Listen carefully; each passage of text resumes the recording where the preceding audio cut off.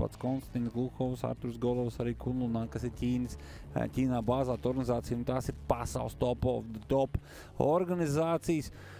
Nu, un arī, jā, nu, savulaik arī Krievijā, kas bija Taftneft, V5 un tāds arī ļoti jaudīgas organizācijas. Nu, šobrīd viņas ir nošķirtas no visas pasaules, jo zināms, ka Krievija ir agresora valsts, nevis iekarojas, bet iegājusi Ukrainā, un es ceru, ka nekad arī neiekaros Ukrainu un nevienu citu valstu, un teiksim tā, dzīvosim beidzot draudzīgi, un cik tad pietiek lietās nevainīgi cilvēku asins.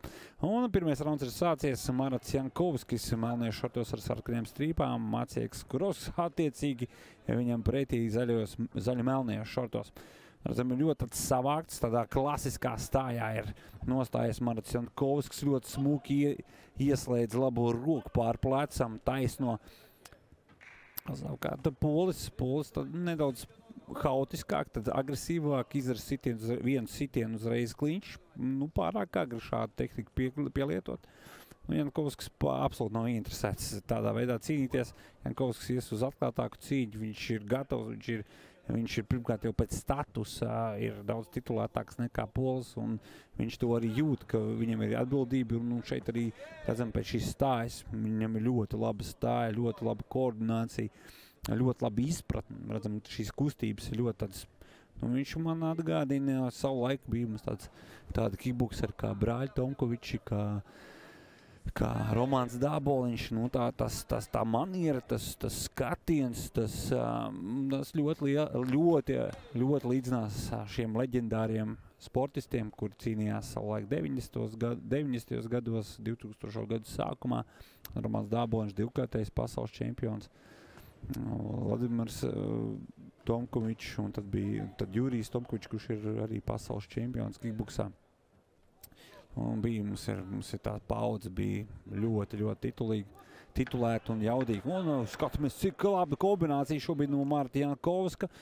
Jankovskis parādīja, ka viņš labi strādā gan ar kājām, gan ar rokām, gan arī spēja šīs te rokas kājas sakombinēt. Nu, tā ir tāds klasiskais zelta ABC kickboksā. Sāc ar rokām, noslēdz uzbrukumu ar kājām. Ja sāc uzbrukumu ar kājām, noslēdz ar rokām. Tā ir klasika, nerakstīts tāds likums, kas vienmēr strādā. Nu, kāpēc izdomāt jaunu ABC, ja vecāki ir labi strādā? Un to Jankovskis pie tā arī pieturās. Jā, nu, pirmajā raundā arī mēs redzējām, daudz strādā Jankovskis, kurš arī parādīja to, ka viņš ir ringa saimnieks, un Vjačeslavam te viņam arī daudz nebija darba, nebija jāiejaucās, jo sportists cīnījās ļoti sakarīgi, ļoti ievēroja noteikumus, nebija nekādas pārkāpumi, nebija īsti fiksēti. Vjačeslavs te viņš ir īsti kā zivs ūdenī, viņš pats ilgus gadus ir pavadījis ringā kā cīkstonis, un viņš nejaucās, nu, patiešām patīkami skatīties, kā Vjačeslavs, cik mierīgi un kā viņš tiesā šo cīņu. Visu laiku ir epicentrā, nekur nav jāskraid, ir tiesneši, kur mīl skraidīja līdzi, un tāda principā tāda sajūta, ka viņš tā kā PlayStation spēlē. Vjačeslavs ir visu, jo tiesneši galvenie divi uzdevumi ir tādi. Skatīties, lai tiek ievērot noteikumu, un viņam, protams, viņš ir atbildīgā persona, lai pārtrauktu cīņu, ja kāds no sportistiem var gūt kāds smagas savainojumi. Tā kā, principā, nu, tiesnesim ir ļoti liela atbildība uz viņu pleciem. Arī šis rauns ir iesācies Jankovska zīmē. Jankovskas, nu, redzam, mašīna. Patiešām mašīna. Un, nu, šis ir pusfināls cīņā par pasaules čempionu titulu šajā turnīrā. Tā kā arī šeit ir jādomā, ir nedaudz arī uz priekšu. Ja tu iztērēsi visus spēkus, visu enerģiju šajā kārtā, kas ir pusfināls, finālā, tev jau būs daudz grūtāk. Protams, mēs nezinām, kā būs otrajā pusfinālā pārī, kā tur klāsies, kā tur sportistiem cīnīsies. Bet, ja tev sanāk ātri hopu vinēt, un šeit labs spēriens korpusā, un Kurovskis tēlo, ka viņam nesāpē, ka viņš neiet šo sitiens, bet, nu, Marats Jankovskis ir sajūts, ka tiešām jūta. Iespējams, ka dzirdēja kaut kādu, nezinu, varbūt arī skaņas, kaut kādas, nezinu, izpūta, varbūt sāpju skaņas. Un tāpēc arī Marats redzējām uzreiz sita korpusā, jo Marats Jankovskis saprot, ka no šāda sitiena nevar nesāpēt.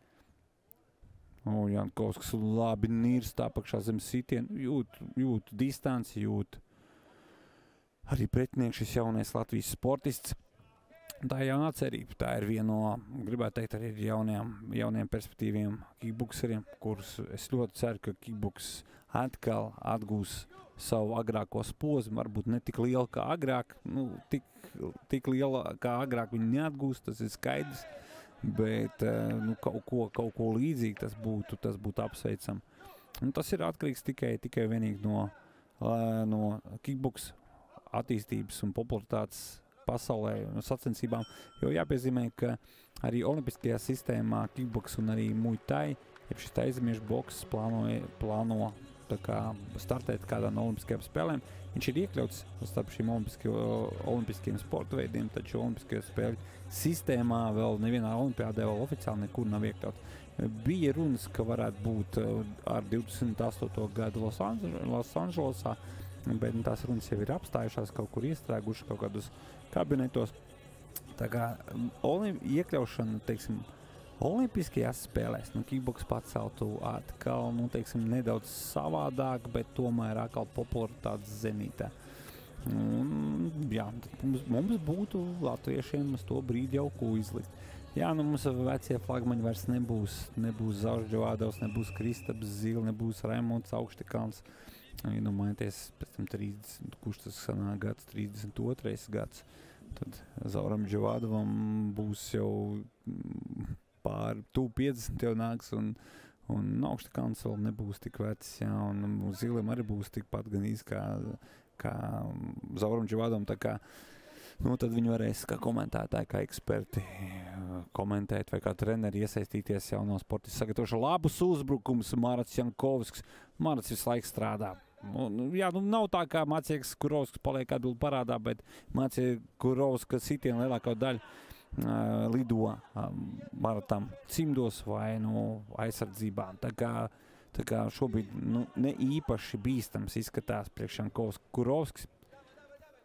Kurovskis cenšas kaut ko darīt, nav tā, ka viņš ir padevies, viņš visu laiku kaut ko dara, bet redzam, ka šī jauda Jankovskim ir krietni lielāka, Jankovskis ir daudz sagatavots, viņš ir daudz meistarīgāks, redzam, šīs kombinācijas, tas to arī apliecina un stāju maiņa, tas padara šo visu cīņu priekš Kurovska krietni sarežģītāk. Jankovska uzdevums tāds arī ir. Mocīt pūli, kamēr viņš nogurst, kamēr viņš padodas vai tiek nakautēts. Un šeit arī grieztajās sitienos smuki nostrādā Jankovskis. Precizitāte nedaudz pietrūka, un ja būtu precīzāk, tad mēs, protams, varbūt arī jau varētu teikt, ka zināms jau ir uzvarētājs. Šobrīd pēc punktiem, ja mēs skatāmies pirmos 2 raundus, uzvarējis ir Marats Jankovskis, tur šaubu nav. Viņš dominē no pirmās līdz pat arī šai sekundē un arī turpina dominēt šajā cīņā. Un, ja nenotiks kāds nopietns pavērsiens, tad šeit ļoti skaists Ušira Mavašis sitiens. Labi izpildīt, tiešām tehniski izpildīts. Tad klasika, tiešām prieks vērot Maratu Jankovsku. Jaunā cerība. Es teikšu tā, būšu godīgs, Maratu Jankovsku dzīvē redzu pirmo reizi. Es esmu redzējis iepriekš viņa cīņu kaut kad sen. Man tāds fragmentāli esmu vērojis viņa karjeras attīstībai caur sociālajiem tīkliem, cik ir, kas ir publicēts, bet dzīvē redzēt šo jaunieti man nāks pirmo reizi un patiešām patīkams iespaidu ir atstājis šis jaunais atlēts. Man nav šaubu, ka šajā cīņā viņš ir uzvarējis, un man nav šaubu, ka finālā viņš savam oponentam, neskatoties to, kurš tas būs, sarūpēs diezgan sarežģītu finālu. Gaidam oficiālo verdiktu. Pats izbijis arī top kickbokseris, starp citu. Viņš aplaudē Jankovskis. Jā, un uz finālu dodas Marats Jankovskis, kurš tad sekos Maratam un dalīs ar šo jauno Latvijas sportistu pasaules čempionu jostu. To mēs noskaidrosim nākamajā duelī. Un arī nākamajā duelī ringā kāps Latvijas sportists,